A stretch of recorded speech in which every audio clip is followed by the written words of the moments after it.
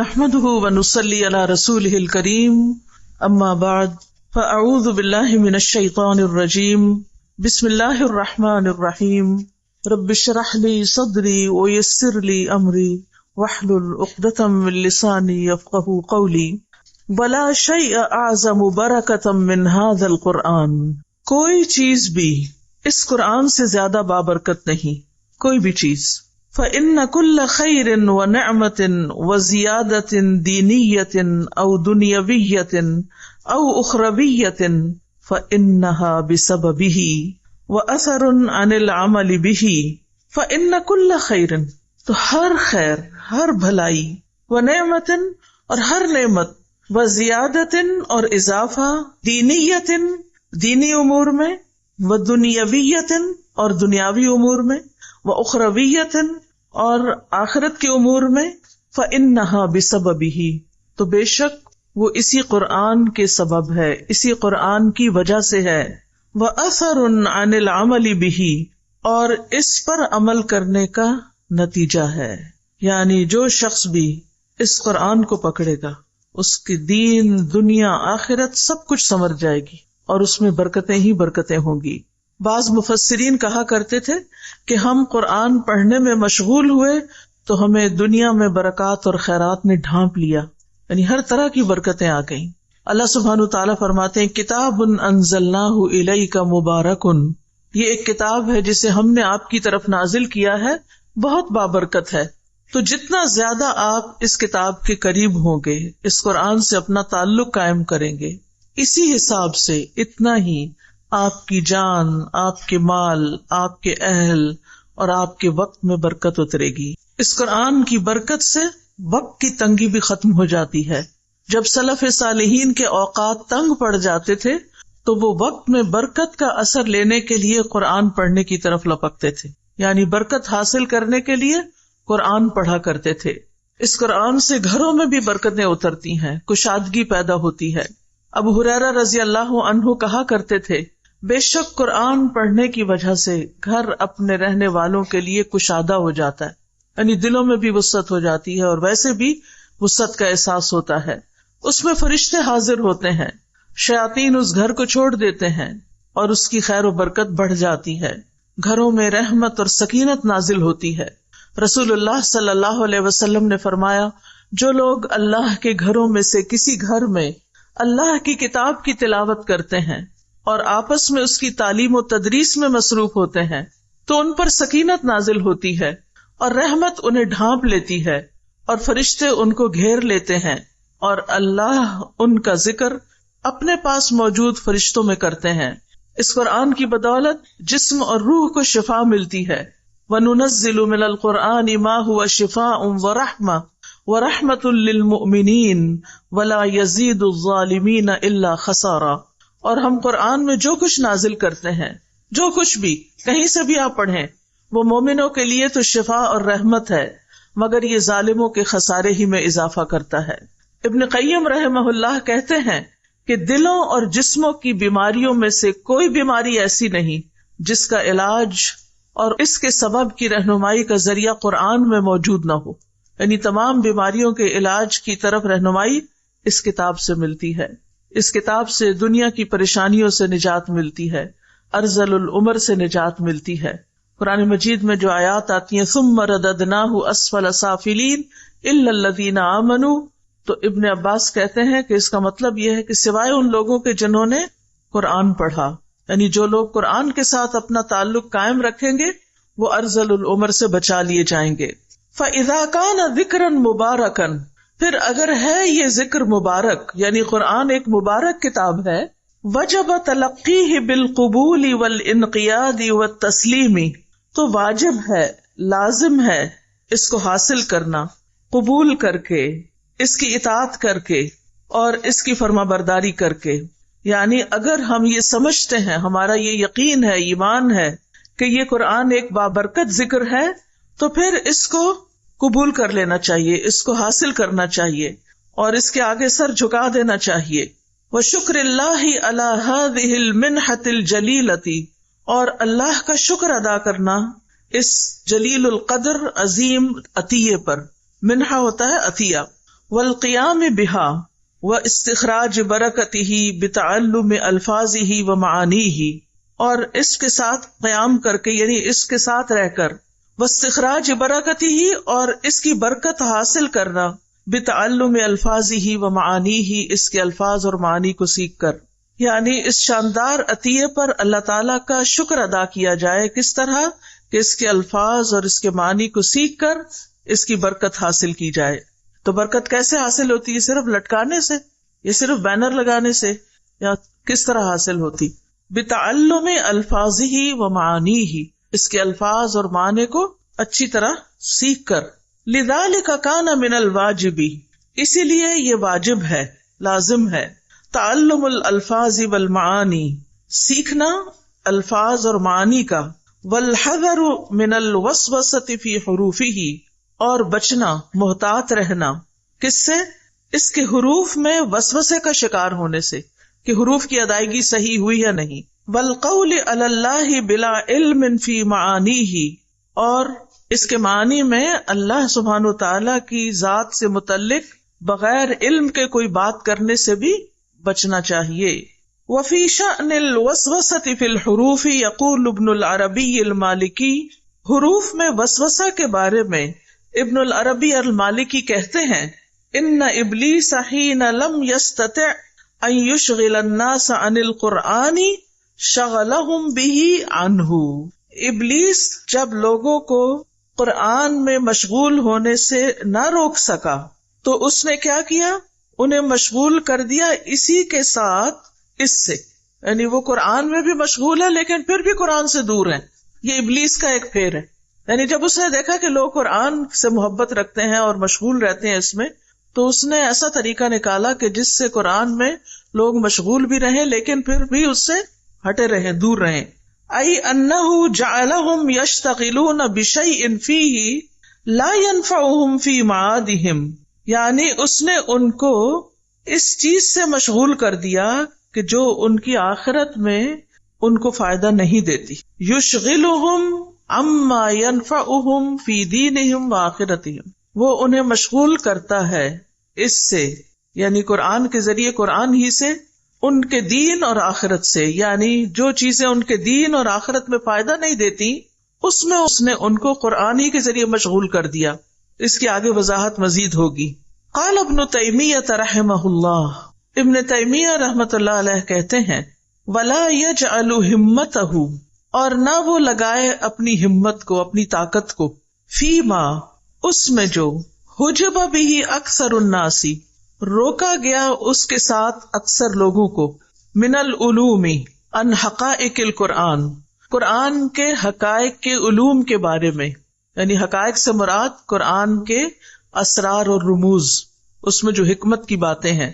اما بالوسوسۃ یعنی یا تو وسوسے کے ساتھ، وسوسے میں ڈال کے، فی خروج حروف ہی اس کے حروف کے مخارج کے معاملے میں، و ترقیقہا اور ان کو باریک پڑھنے کے، و تفخیمہا اور ان کو موٹا پڑھنے کے، و امالتہا اور ان کے امالہ کرنے میں، و نطق بالمد الطویل والقصیر والمتوسط اور مد طویل اور قصیر اور متوسط کی ادائیگی میں. یعنی ان چیزوں میں اس قدر الجھا دیا کہ لوگ قرآن کے اصل معنی، مفہوم، اس کے اندر تدبر اور غور و فکر سے تو دوری ہو گئے، اس کے اسرار اور رموز تو بھول ہی گئے. فَإِنَّ هَذَا حَائِلٌ لِلْقُلُوبِ تو بے شک یہ دلوں کے لیے رکاوٹ ہے، یعنی قرآن کے دل تک پہنچنے میں رکاوٹ ہے. بہت زیادہ ان چیزوں کے اندر، تجوید کے قواعد کے اندر بہت زیادہ الجھنا اور بہت زیادہ وقت لگانا، اور پھر اتنا کہ اس میں ہر وقت وسوسے کا شکار رہنا کہ یہ حرف ٹھیک نہیں پڑا یا وہ حرف ٹھیک سے ادا نہیں ہوا، یا جب کسی کے سننا تو اس میں بھی صرف اس کی تجوید کی غلطیاں نکالنے پہ توجہ رکھنا جو ہے، یہ قرآن کو حلق تک تو رہنے دیتا ہے لیکن حلق سے نیچے نہیں اترنے دیتا، دل تک نہیں جانے دیتا، دل تک جانے میں رکاوٹ بن جاتا ہے. یعنی اس کا یہ مطلب نہیں کہ تجوید سیکھنی نہیں چاہیے، سیکھنی چاہیے، حد الوسع صحیح ادائیگی ہونی چاہیے، لیکن وہ صرف ایک ذریعہ ہے اس کے حقائق اور رموز اور اسرار تک پہنچنے کا، نہ کہ انسان وہیں پر ہی رک جائے.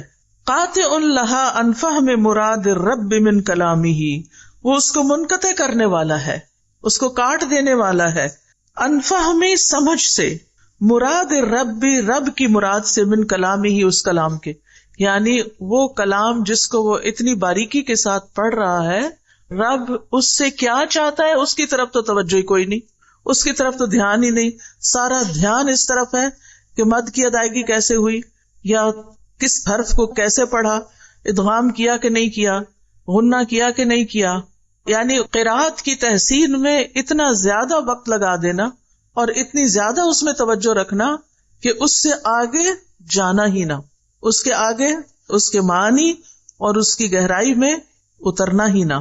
تو یہ چیز بھی شیطان کا ایک طریقہ ہے کہ لوگوں کو قرآن میں ہی مشغول رکھے، لیکن قرآن کے مفہوم، رب کا جو مقصود و مطلوب ہے انسان سے، اس تک پہنچنے ہی نہ دے، اس تک جانے ہی نہ دے۔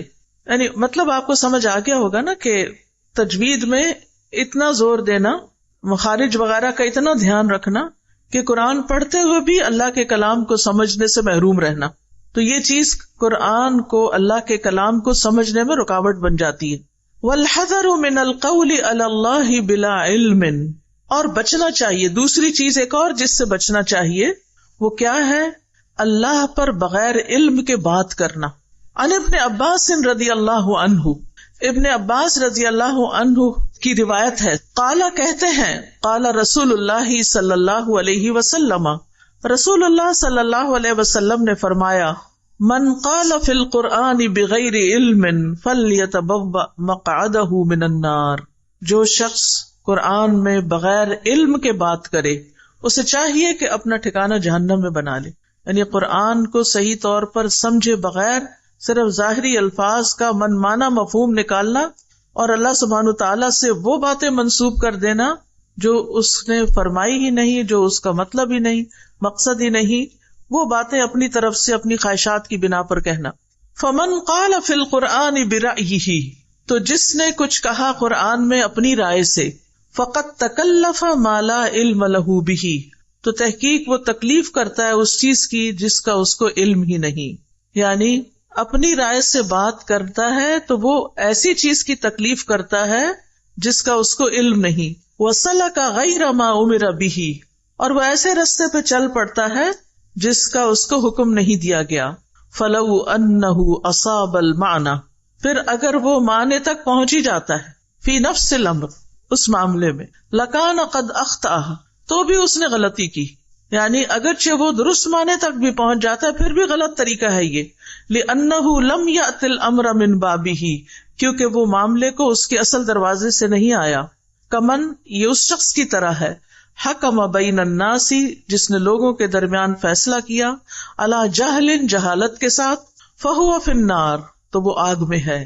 وان وافق حکمہ الصواب، خواہ اس کا فیصلہ درست ہی تھا، فی نفس الامر، اس معاملے میں، لیکن یکون اخف جرما ممن اخطأ واللہ عالم، لیکن اس کا جرم خفیف ہوگا، ہلکا ہوگا اس سے جس نے خطا کی، یعنی ٹوٹل غلطی کی، واللہ عالم، اور اللہ زیادہ جانتا ہے۔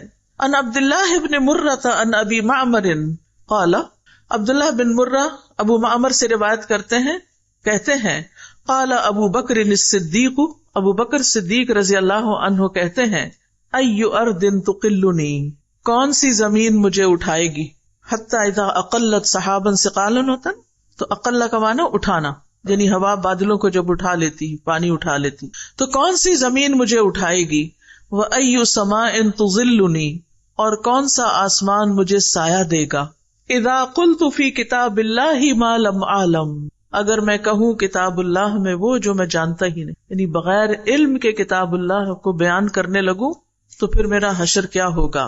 ان ابن ابی ملیکہ، ابن ابی ملیکہ سے روایت ہے، ان ابن عباس سئل عن آیت، کہ ابن عباس سے ایک آیت کے بارے میں سوال کیا گیا، لو سئل عنہا بعضکم، اگر تم میں سے کسی سے ایسا سوال کیا جاتا، لقال فیہا، تو ضرور کچھ کہہ دیتا، کوئی نہ کوئی مطلب بیان کر دیتا، فابا ان یقول فیہا، تو انہوں نے اس کے بارے میں کچھ کہنے سے انکار کر دیا۔ ان ابن ابی ملیکہ قال سأل رجل ابن عباس، ابن ابی ملیکہ کہتے ہیں کہ ابن عباس سے ایک شخص نے سوال کیا ان یعنی اس آیت کے بارے میں، فی یوم کان مقدارہ 1000 سنۃ مما تعدون، کہ ایک دن میں جس کی مقدار 1000 سال کے برابر ہے جو تم شمار کرتے ہو. فقال له ابن عباس فما، تو ابن عباس نے جواب دینے کی بجائے کہا تو کیا خیال ہے تمہارا، یوم کان مقدارہ 50,000 سنۃ، وہ دن جس کی مقدار 50,000 سال کے برابر ہے، یعنی پھر اس دن کے بارے میں تم کیا کہتے ہو. فقال الرجل، تو آدمی کچھ شرمندہ ہو کے کہنے لگا، انما سألتک لتحدثنی، میں نے تو آپ سے اس لیے پوچھا ہے کہ آپ مجھے کچھ بتائیں. فقال ابن عباس، ابن عباس نے کہا، ہما یومانی، یہ 2 دن ہیں، ذکرہم اللہ فی کتابہ، جن کا اللہ نے اپنی کتاب میں ذکر کیا ہے. اللہ اعلم بہما، اللہ ہی ان کے بارے میں خوب جانتا ہے، یعنی میں نہیں جانتا کہ ان سے اصل مراد کیا ہے، اللہ ہی کو پتا ہے. فکرہ، تو انہوں نے ناپسند کیا، ان یقول فی کتاب اللہ ما لا یعلم، کہ وہ اللہ کی کتاب میں ایسی بات کہیں جو وہ جانتے نہیں. وقال اللیث عن یحیی بن سعید عن سعید بن المسیب، اور لیث کہتے ہیں یحییٰ بن سعید سے اور وہ سعید بن مسیب سے، انہ کان لا یتکلم الا فی المعلوم من القرآن، کہ سعید بن مسیب جو تھے قرآن میں صرف اسی چیز کے بارے میں بات کرتے تھے جس کا ان کو علم ہوتا تھا. حالانکہ کتنے بڑے تابعی تھے، کتنا زیادہ علم تھا ان کے پاس، لیکن قرآن میں اپنی طرف سے کوئی مفہوم بیان نہیں کرتے تھے، اپنی طرف سے کوئی بات نہیں کہتے تھے، جس کا علم ہوتا صرف اتنا ہی بتاتے، اس سے آگے نہیں. وقال ابن شوذب، ابن شوذب کہتے ہیں حدثنی یزید ابن ابی یزید، مجھ سے یزید بن ابی یزید نے بیان کیا، قال کننا نسأل سعید بن المسیب عن الحلال والحرام، کہ ہم سعید بن مسیب سے حلال حرام کے بارے میں پوچھتے تھے، سوال کرتے تھے. وکان اعلم الناس، اور وہ لوگوں میں سب سے زیادہ علم رکھتے تھے. فاذا سألناه عن تفسیر آیت من القرآن، پھر جب ہم آپ سے قرآن کی کسی آیت کی تفسیر پوچھتے، سکت، چپ ہو جاتے، کأن لم یسمع، گویا کہ انہوں نے سنا ہی نہیں، یعنی اگر علم نہیں ہوتا تھا تو سنی انسنی کر دیتے تھے، جواب بھی نہیں دیتے تھے. فهذه الآثار الصحیحۃ، تو یہ صحیح آثار، روایات، وما شاکلها، اور جو ان سے ملتی جلتی ہیں، عن ائمۃ السلف، ائمہ السلف سے، محمولۃ علی تحرجہم عن الکلام فی التفسیر بما لا علم لہم بہ، یہ اس بات پر محمول ہے، یعنی ان کو اس بات پر محمول کیا جائے گا، سمجھا جائے گا کہ سلف صالح جو تھے وہ تفسیر کے بارے میں کلام کرنے میں گناہ محسوس کرتے تھے جس کا ان کو علم نہیں ہوتا تھا، یعنی وہ حرج محسوس کرتے تھے، گناہ سمجھتے تھے کہ جس مسئلے کا علم نہیں اس کے بارے میں کوئی بات کی جائے.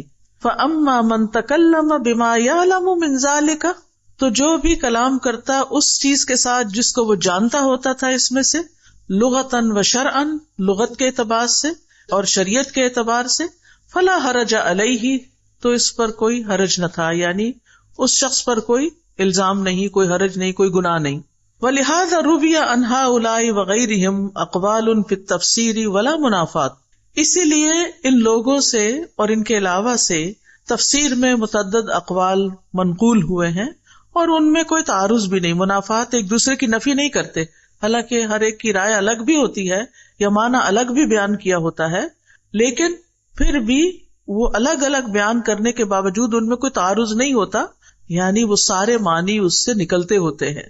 یعنی اتنی احتیاط کا مطلب یہ نہیں کہ انہوں نے قرآن کا علم حاصل ہی نہیں کیا یا اس کے اندر کوئی معنی بیان ہی نہیں کیا، ہاں جو جانتے ہوتے تھے وہ ضرور بیان کرتے تھے اور اس میں محنت کرتے تھے. لِأَنَّهُمْ تَكَلَّمُوا فِي مَا عَلِمُوهُ، کیونکہ انہوں نے کلام کیا اس کے بارے میں جس کو انہوں نے جانا، جو وہ جانتے تھے. وَسَكَتُوا أَمَّا جَهِلُوهُ، اور وہ خاموش رہے جس کے بارے میں وہ جانتے نہیں تھے، لا علم تھے. وَهَذَا هُوَ الْوَاجِبُ، اور یہی واجب ہے، عَلَى كُلِّ أَحَدٍ، ہر ایک پر، سب کو ایسا ہی کرنا چاہیے. کیا؟ جو معلوم ہے وہ بیان کر دیا جائے اور جو معلوم نہیں اس پر خاموشی اختیار کی جائے.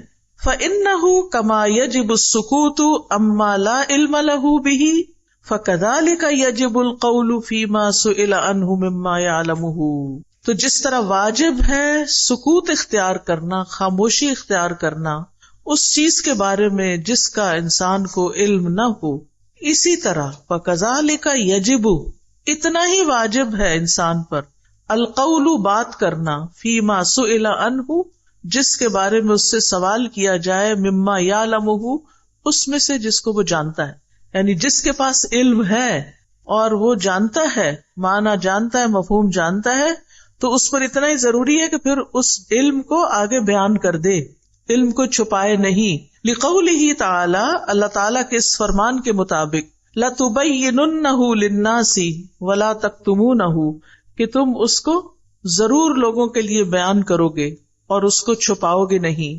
وَلِمَا جَاءَ فِي الْحَدِيثِ الْمَرْوِيِّ مِن طُرُقٍ اور جیسا کہ ایک حدیث میں جو کئی طریقوں سے کئی سندوں کے ساتھ روایت ہوئی ہے اس میں بیان کیا گیا ہے، من سئل عن علم فکتمہ الجم یوم القیامۃ بلجام من نار جس سے کوئی سوال کیا گیا کسی علم کے بارے میں، یعنی جس کو وہ جانتا تھا، پھر اس نے اس کو چھپا دیا، بتایا نہیں، تو اسے قیامت کے دن آگ کی لگام ڈالی جائے گی۔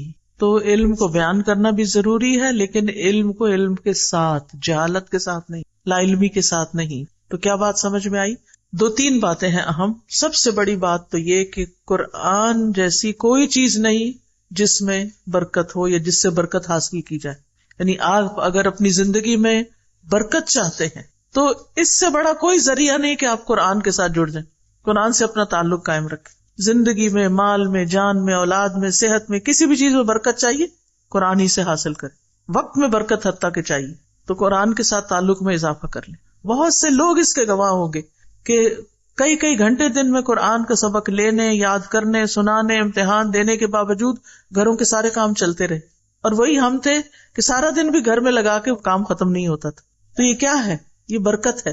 برکت کیسے حاصل کی جاتی ہے؟ صرف گھر میں قرآن کا نسخہ رکھ کے نہیں، صرف گلے میں لٹکا کے نہیں، صرف دیوار پہ لٹکا کے نہیں۔ قرآن سے برکت حاصل کی جاتی ہے کس سے؟ بتعلم الفاظہ و معانیہ، اس کو صحیح پڑھ کے اور اس کے معنی جان کے، یعنی اس کی تلاوت سے اور اس کے فہم سے، ٹھیک ہے؟ لیکن تلاوت اور فہم میں 2 چیزوں سے محتاط رہنا چاہیے۔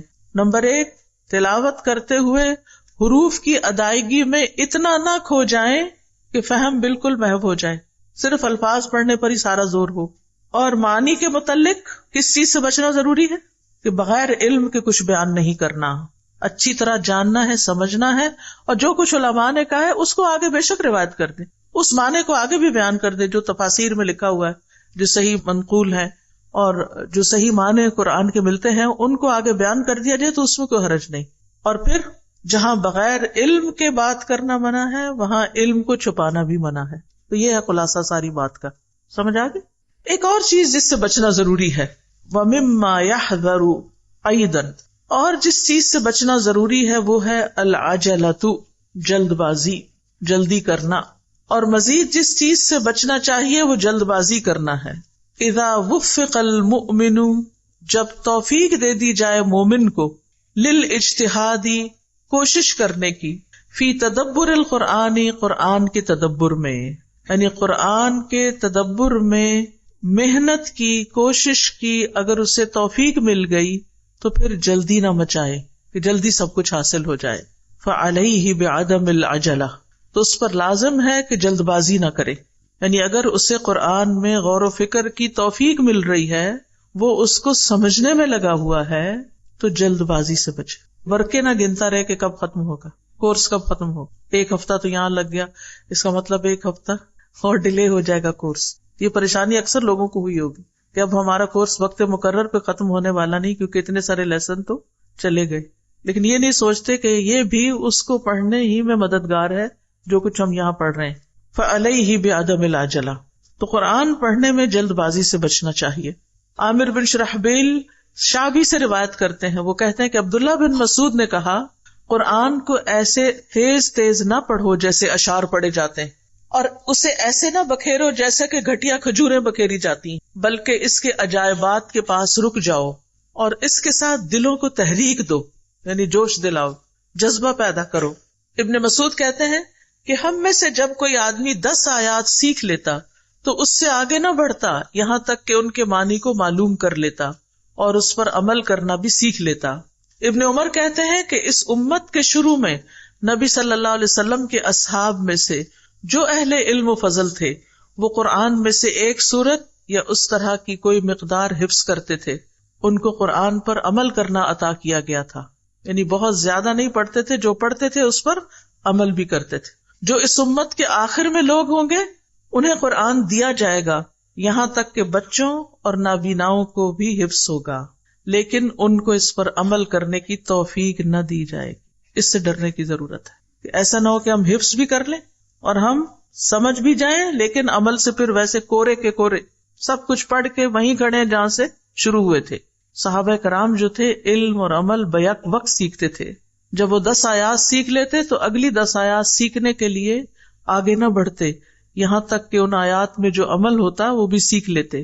انہوں نے کہا کہ ہم نے علم اور عمل دونوں کو بیک وقت سیکھا ہے، ساتھ ساتھ سیکھا ہے. حسن بصری کہتے ہیں اللہ کی قسم تدبر یہ نہیں کہ اس کے حروف کی حفاظت تو کی جائے اور اس کی حدود یعنی معنی کو ضائع کر دیا جائے، یعنی پڑھتے ہوئے معنی کا لحاظ ہی نہ رکھا جائے یا پڑھ کے پھر اس پر عمل ہی نہ کیا جائے. یہاں تک کہ ان میں سے ایک کہتا ہے میں نے سارا قرآن پڑھ لیا، حالانکہ قرآن کا کوئی اثر نہ اس کے اخلاق میں دکھائی دیتا ہے نہ عمل میں دکھائی دیتا ہے. لگتا ہی نہیں کہ اس کے پاس سے بھی قرآن گزرا، کچھ بھی تبدیلی نہ آئی. یحییٰ بن سعید کہتے ہیں کہ عبداللہ بن مسعود نے ایک انسان سے کہا تم یقیناً ایسے زمانے میں ہو کہ اس میں علماء زیادہ اور قاری کم ہے. اس زمانے میں قرآن کی حدود کی حفاظت کی جاتی ہے اور اس کے حروف کو ضائع کر دیا جاتا ہے، یعنی حروف کو زیادہ تکلف سے ادا نہیں کیا جاتا بلکہ تدبر پہ زیادہ زور دیا جاتا ہے. مانگنے والے کم ہیں، دینے والے زیادہ ہیں. اس زمانے کے لوگ نماز لمبی کرتے ہیں، خطبہ چھوٹا کرتے ہیں. وہ اپنی خواہشات سے پہلے عمل کو ظاہر کرتے ہیں. اور عنقریب لوگوں پر ایک ایسا زمانہ آئے گا اس میں علماء کم اور قاری حضرات زیادہ ہوں گے. اس زمانے میں قرآن کے حروف کی حفاظت کی جائے گی لیکن اس کی حدود کو ضائع کر دیا جائے گا. مانگنے والے زیادہ ہوں گے، دینے والے کم ہوں گے. اس میں لوگ خطبہ لمبا کریں گے، نماز چھوٹی کر دیں گے. اور اس زمانے میں لوگ اپنے عمل سے پہلے اپنی خواہشات کو ظاہر کریں گے. تو کس چیز سے بچنا چاہیے؟ جلد بازی سے بچنا چاہیے. وَمِمَّا يَدُلُّ عَلَى ذَلِكَ، اور اس پر جو چیز دلالت کرتی ہے، ما يُرْوَى عن ابن عباس، جو ابن عباس سے روایت کی جاتی ہے. قال، وہ کہتے ہیں قدم علی عمر رجل، عمر رضی اللہ عنہ کے پاس ایک شخص آیا. فجعل عمر يسألہ عن الناس، تو عمر رضی اللہ عنہ اس سے لوگوں کے بارے میں پوچھنے لگے، لوگوں کے حالات کے بارے میں معلوم کرنے لگے. فقال یا امیر المؤمنین، وہ شخص کہنے لگا اے امیر المؤمنین، قد قرأ القرآن منہم کذا و کذا، کہ ان میں سے ایسے اور ایسے نے قرآن پڑھ لیا ہے، یعنی بہت لوگوں نے قرآن پڑھ لیا ہے، اتنے لوگ قرآن پڑھ چکے ہیں. فقلت واللہ ما احب ان یسارعوا یومہم ھذا فی القرآن ھذہ المسارعہ. فقلت، تو میں نے کہا، کس نے کہا؟ ابن عباس کہتے ہیں میں نے کہا واللہ، اللہ کی قسم، ما احب، میں پسند نہیں کرتا، یومہم ھذا، ان کے اس دن میں، فی القرآن، قرآن کے بارے میں، ھذہ المسارعہ، یہ جلدی، یعنی میں نہیں پسند کرتا کہ لوگ اس زمانے میں قرآن کو اتنا جلدی جلدی پڑھیں. قال، وہ کہتے ہیں فزبرنی عمر، تو عمر رضی اللہ عنہ نے مجھے ڈانٹا کہ تم کیوں بیچ میں کمنٹ کر رہے ہو. ثم قال مہ، پھر کہا رکو، ٹھہرو. تو ابن عباس کو یہ بات اچھی نہ لگی، ایک طرح سے ڈانٹ پڑی. فانطلقت الی منزلی، تو وہ کہتے ہیں میں اپنے گھر چلا گیا. مکتئبا حزینا، ڈپریسڈ، غمگین. مکتئب ہوتا ہے ڈیجیکٹڈ، ڈپریسڈ. فقلت، تو میں نے کہا قد کنت نزلت من ھذا بمنزلۃ، کہ میں نے ان کے ہاں ایک مقام حاصل کیا تھا، یعنی میں عمر رضی اللہ عنہ کی نگاہ میں ایک مقام رکھتا تھا. ولا ارانی الا قد سقطت من نفسه، اور مجھے لگتا ہے کہ میں ان کی نگاہوں میں گر گیا ہوں. یعنی انہوں نے جو مجھے ڈانٹا، اس کا مطلب یہ ہے کہ اب میرا ان کے سامنے کوئی مقام نہیں رہا. فاستجعت علی فراشی، تو میں آ کے بستر سے لگ گیا، آ کے لیٹ گیا. حتی عادنی نسوۃ اہلی، یہاں تک کہ میرے گھر کی خواتین نے میری عیادت کی، یعنی حال چال پوچھا کہ خیریت تو ہے. وما بھی وجعن، اور مجھے کوئی تکلیف بھی نہیں تھی، یعنی کوئی جسمانی تکلیف نہیں تھی، درد نہیں تھا. فبینا انا علی ذلک، تو اسی دوران، اسی حال میں میں پڑا ہوا تھا. قیل لی اجب امیر المومنین، مجھے کہا گیا امیر المومنین کی بات سنو، حضرت عمر کی بات سنو. فخرجت، تو میں نکلا. اب یہاں پر آپ دیکھیے انہوں نے یہ نہیں کہا کہ میں نہیں سنتا، بہت ہوگی میرے ساتھ، نہیں، امیر کی اطاعت لازم ہے. فاذا هو قائم علی الباب ينتظرنی، تو وہ دروازے پہ کھڑے میرا انتظار کر رہے تھے. فاخذ بیدی، تو انہوں نے میرا ہاتھ پکڑ لیا. ثم خلا بی، پھر مجھے ایک طرف لے گئے، یعنی خالی کیا، یعنی گھر والوں سے الگ کر کے بات کی. فقال، کہنے لگے، ما الذی کرہتا، تمہیں کیا چیز ناپسند آئی تھی؟ مما قال الرجل آنفا، اس شخص نے جو بات کی تھی اس میں ایسی کون سی ناپسندیدگی کی بات تھی؟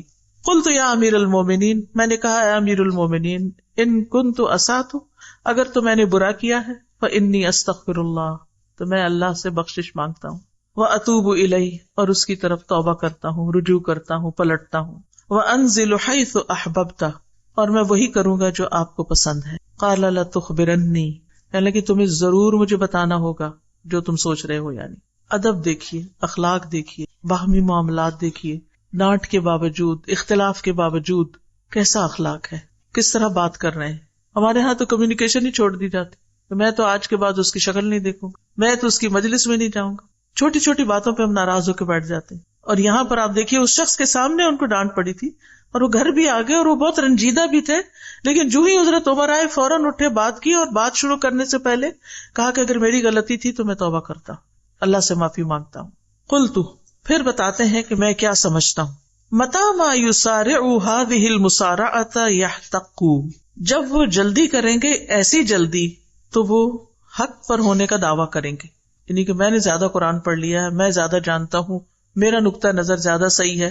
ومتی ما یحتق یختصم، اور جب وہ حق میں ہونے کا دعویٰ کریں گے تو جھگڑا کریں گے، پھر ایک دوسرے سے بحث مباحثہ کریں گے. ومتی ما اختصموا یختلفوا، اور جب وہ جھگڑیں گے تو پھر اختلاف کریں گے. ومتی ما یختلفوا یقتتلوا، اور جب وہ اختلاف کریں گے تو باہم قتل و غارت شروع کر دیں گے. قال للہ ابوک، تو یہ ایک محاورہ ہے. عمر رضی اللہ عنہ کہنے لگے اللہ تمہارے والد کا بھلا کرے. لقد كنت اکتمها الناس حتى جئت بها، کہ یہ بات تو میں لوگوں سے چھپا رہا تھا یہاں تک کہ تم اسے لے آئے. یعنی جن کو اللہ نے علم، حکمت اور بصیرت دے رکھی ہوتی تو ان کی بھی سوچ بھی ایک جیسی ہو جاتی کہ میں بھی یہی سوچتا تھا جو اللہ نے تم سے کہلوا دیا، یعنی بات تم نے ٹھیک کی. وَلَقَدْ وَقَعَ فِي الْأُمَّةِ أَثَرُ الْعَجَلَةِ، اور امت میں عجلہ یا جلد بازی کا اثر نظر آ گیا، واقع ہو گیا. فخرجت الخوارج، خوارج کا ظہور ہو گیا. الذین یقرؤون القرآن، جو قرآن پڑھتے ہیں، ولکنہ لا یجاوز تراقیہم، لیکن قرآن ان کی ہنسلی کی ہڈی سے نیچے نہیں اترتا، حلق سے نیچے نہیں اترتا، بس صرف پڑھے چلے جاتے ہیں. یعنی لوگ جب جلدی جلدی قرآن مکمل کرتے ہیں تو اسے صحیح طرح نہیں سمجھتے، اس طرح وہ آیات کی غلط تعویل کرتے ہیں یا غلط مطالب کی طرف لے جاتے ہیں. مثلاً یہ کہنا کہ قرآن میں کہاں لکھا ہے شراب حرام ہے، حرام کا لفظ تو نہیں آیا. یہ آپ نے کئی لوگوں کو کہتے سنا ہوگا، بہت سے لوگ قرآن کا خالی ترجمہ پڑھ لیتے ہیں، یعنی اردو یا انگریزی میں ریڈنگ کر لیتے ہیں، شراب کی آیتوں کے ترجمے پڑھ لیتے ہیں، پھر کہتے ہیں کہ اس میں حرام کا لفظ کوئی نہیں لکھا ہوا. تو اس طرح وہ قرآن مجید کے احکام کا پوری طرح احاطہ نہیں کرتے، اس کو غور سے سمجھتے نہیں. تو خوارج کا بھی یہی معاملہ تھا کہ وہ جلد بازی کر رہے تھے اور آیات کو ان کے اصل مقام اور محل سے ہٹا کے دوسری جگہ پر لگا رہے تھے. جیسے انہوں نے اس آیت کے ساتھ کیا، ان الحکم الا للہ، کہ حکم، فیصلہ کی قوت صرف اللہ کے پاس ہے، تو وہ کسی اور کو حکم ماننے کو تیار نہیں تھے. تو یہ ان کا من مانا مطلب تھا اس آیت کا. رسول اللہ کے آزاد کردہ غلام عبید اللہ بن ابی رافع سے روایت ہے کہ حروریہ کے خروج کے وقت وہ علی بن ابی طالب رضی اللہ عنہ کے ساتھ تھے. خوارج نے کہا لا حکم الا للہ، اللہ کے سوا کسی کا حکم نہیں. علی رضی اللہ عنہ نے فرمایا کلمۃ حق ارید بہا باطل، یہ ایک حق کلمہ ہے، صحیح بات ہے کہ اصل فیصلے کا اختیار اللہ ہی کے پاس ہے، لیکن اس سے جو مطلب نکالا گیا وہ باطل ہے، وہ غلط ہے، اس سے باطل کا ارادہ کیا گیا ہے. بے شک رسول اللہ صلی اللہ علیہ وسلم نے کچھ لوگوں کی صفت بیان کی تھی، میں ان لوگوں کی نشانیاں پہچان رہا ہوں. یہ زبان سے تو حق کہتے ہیں مگر وہ زبان سے تجاوز نہیں کرتا. اور حلق کی طرف اشارہ فرمایا، یعنی کہ یہ قرآن صرف اوپر تک پڑھتے ہیں، سمجھ کے نہیں پڑھتے، ان کے دل تک نہیں جاتا، اور اس وجہ سے یہ آیات کے مفہوم بدل کر کچھ سے کچھ کر دیتے ہیں اور پھر اپنے آپ کو حق پر بھی سمجھتے ہیں. اللہ کی مخلوق میں سب سے زیادہ مبغوض اللہ کے ہاں یہی ہے. تو اس لیے یہ انتہائی خطرے کی بات ہے کہ کوئی شخص صرف قرآن کا ترجمہ پڑھ کے یا صرف عربی زبان کے ذریعے اس کی تفسیر کرنا شروع کر دے اور اس سے منمانے مطلب نکالے. قرآن کی تفسیر خود قرآن بھی کرتا ہے. قرآن کی تفسیر نبی صلی اللہ علیہ وسلم نے کی لِتُبَيِّنَ لِلنَّاسِ مَا نُزِّلَ إِلَيْهِمْ، تاکہ آپ بیان کریں لوگوں کے لیے جو ان کی طرف اتارا گیا. تو جب تک صحیح احادیث کی طرف رجوع نہ کیا جائے ان آیات سے متعلق تو بات پوری طرح سمجھ نہیں آتی، اپنے اصل کانٹیکسٹ میں نہیں آتی. کیونکہ قرآن پر عمل کرنا کس نے سکھایا؟ نبی صلی اللہ علیہ وسلم نے سکھایا. اور پھر اس کے بعد یہ ہے کہ صحابہ نے اس پر عمل کیا تو اقوال صحابہ اور پھر تابعین اور تبع تابعین جو امت کے علماء ہیں انہوں نے کس طرح ان آیات کو سمجھا. اس لیے انتہائی ضروری ہے یہ دیکھنا کہ آپ کس سے قرآن سیکھ رہے ہیں. بہت سے لوگ قرآن پڑھنے پڑھانے کا دعویٰ کرتے ہیں لیکن اصل منہج سے ہٹ جاتے ہیں. وہ قرآن کی منمانی تفسیریں کرنے لگتے ہیں، منمانی تعویلیں کرنے لگتے ہیں، اور بہت سے متفق علیہ مسائل ایسے ہیں کہ جن کا وہ سراسر انکار کر دیتے. ابھی ریسنٹلی مجھ سے کسی نے کہا کہ میں نے فلاں اسپیکر کو سنا ہے، وہ کہتا ہے کہ میں نہیں مانتا کہ نبی صلی اللہ علیہ وسلم پر جادو ہوا تھا، میں نے اس کی تحقیق کر لی ہے. اور یعنی کہ ان صورتوں کو چھوڑ کر جن میں نبی صلی اللہ علیہ وسلم کو یہ پڑھنے کا حکم دیا گیا، یعنی قل اعوذ برب الفلق، اور اس کا جو صحیح معنی احادیث کی روشنی میں آتا ہے، اور صحیح احادیث کو چھوڑ کر صرف ادھر ادھر کی باتوں کو لے کر تحقیق کے نام پر یہ دعوے کرنا اور ایسے مسائل بیان کرنا کہ جو حق سے ہٹے ہوئے ہیں، تو ان چیزوں میں بہت محتاط رہنے کی ضرورت ہے، بہت خبردار رہنے کی ضرورت ہے. تو کس کس چیز سے بچنا چاہیے؟ منمانے مطلب نکالنے سے، بغیر علم کے بات کرنے سے، اور جلد بازی سے. مجھے نا استاذہ یہ سب پڑھ کے اس طرح لگ رہا تھا کہ ہم لوگوں نے نا قرآن کو سپلٹ کر گروپس بن گئے ہیں. کچھ جو حفظ کر رہے ہیں اسی میں اپنی ایکسپرٹیز آگے لے کے جا رہے ہیں، جو الفاظ اور معنی کو دیکھ رہے ہیں وہ انہی کے اندر ایفرٹ، اور وہ جو ہم نے کہا ایک میوچل چیز کہ حفظ بھی ہو، معنی بھی ہو، تفسیر بھی ہو، وہ سب چیزیں نہیں. اس وجہ سے ہم لیگ کر رہے ہیں کہ جو حافظ ہیں ان کو مطلب نہیں پتا وہ کیا پڑھ رہے، اور جو مطلب جانتے ہیں ان کو حفظ نہیں، ان کو حروف کی ادائیگی بھی آتی ہو. امام ابن تیمیہ رحمہ اللہ کا ہم نے قول دیکھا ہے کہ جن علوم کو سیکھنے سے لوگوں کو روکا گیا ہے، اور آگے پھر علم تجوید کی بات ہوئی، اس کو تھوڑا سا ایکسپلین کر دیں کہ علوم سے روکا گیا سے کون سے علوم کون سے روکے گئے ہیں؟ علوم سے تو نہیں روکا گیا، کہیں کہا گیا. یہاں پہ لکھا ہے وہ اپنے عزم اور ہمت کو قرآن کے حقائق سے متعلق ان علوم میں نہ لگائے جن سے اکثر لوگوں کو روکا گیا. نہیں، من العلوم ان حقائق القرآن، ٹھیک ہے، یہ پیج 34 پر. ولا یجعل ہمتہ، اور نہ وہ لگائے اپنی ہمت کو فی ما حجب بہ، اس چیز میں کہ روکا گیا بہ، اس کے ذریعے، اکثر الناس، اکثر لوگوں کو، من العلوم ان حقائق القرآن، قرآن کے حقائق کے علوم کے بارے میں، یعنی ان علوم میں بہت وقت نہ لگائے کہ جن میں جانے کی وجہ سے انسان قرآن میں غور و فکر اور تدبر سے محروم ہو جاتا ہے. یہ مطلب ہے. اب دیکھیے بعض مدارس کا حال یہ ہے کہ اس میں فقہ، اصول الفقہ، تجوید، حفظ، گرامر، نحو، صرف، بے شمار علوم سال ہا سال پڑھائے جاتے ہیں، لیکن جب قرآن پڑھنے کی باری آتی ہے تو چند صورتیں، بعض اوقات ایک سال کے اندر چند صورتیں بس پڑھا دی جاتی ہیں. اور یہ حقیقت میں ہو رہا ہے، یعنی میں کوئی خیالی بات نہیں کر رہی. اور کہا کیا جاتا ہے کہ اس سے قرآن فہمی میں آسانی ہوتی ہے، لیکن ان چیزوں میں مشغولیت نے لوگوں کو قرآن سمجھنے سے دور کر دیا ہے. اب سمجھ آئی؟ اور یہ بات امام ابن تیمیہ نے کئی سو سال پہلے کہی تھی، اور اس وقت بھی یہ ہو رہا تھا. مجھے جو بات سمجھ آئی ہے اس سے یہ جیسے قرآن کے حروف کی گنتی، قرآن کے رکوعات کی گنتی، اور اسی طرح کی چیزیں گن کے وہ لوگ بات کرتے رہتے ہیں، جس کا مجھے تو نہیں لگتا کہ قرآن پڑھنے والے کو کوئی فائدہ ہوتا ہے. جی، ان علوم سے بھی منع کیا گیا ہے کہ ان میں انسان وقت لگائے کہ حروف کو نمبر دے دیے گئے. اب جد، حفظ، ہتی وغیرہ کو مثلا الف کا 1 نمبر ہے، با کے 2، اور ہر حرف کے پھر کیا ہے کہ کوئی آیت لے لیتے ہیں اور ہر حرف کے نیچے نمبر لگاتے رہتے ہیں، اور پھر ان کے نمبروں کو جمع کر کے کوئی تعویذ بناتے ہیں. اور بعض اوقات یہ ہے کہ یہ کہتے ہیں کہ بسم اللہ کے 19 حروف ہیں، اور پھر اس صورت میں اتنی دفعہ یہ حرف آئے ہیں، اور گنتی کر کر کے ایسی شماریات میں الجھایا ہوا ہے لوگوں کو، اور لوگ اسی پر خوش ہیں. قرآن اس لیے تو نہیں آیا. السلام علیکم. وعلیکم السلام. اب یہ پیج نمبر 35 ہے. ابھی اس میں لکھا ہوا ہے کہ جس کا اس کو علم نہیں اور ایسے راستے پر چلتا ہے جس کا اس کو حکم نہیں دیا گیا، اگرچہ وہ درست مانے پا بھی لے پھر بھی اس نے غلطی. اس کا مطلب یہ ہے کہ بغیر علم کے اگر کوئی بات کرتا ہے اور وہ بات ٹھیک بھی ہوتی ہے تو پھر بھی ایک طرح کی غلطی ہی ہے، یعنی چاہے وہ صحیح جگہ پہنچا لیکن طریقہ اس کا غلط تھا.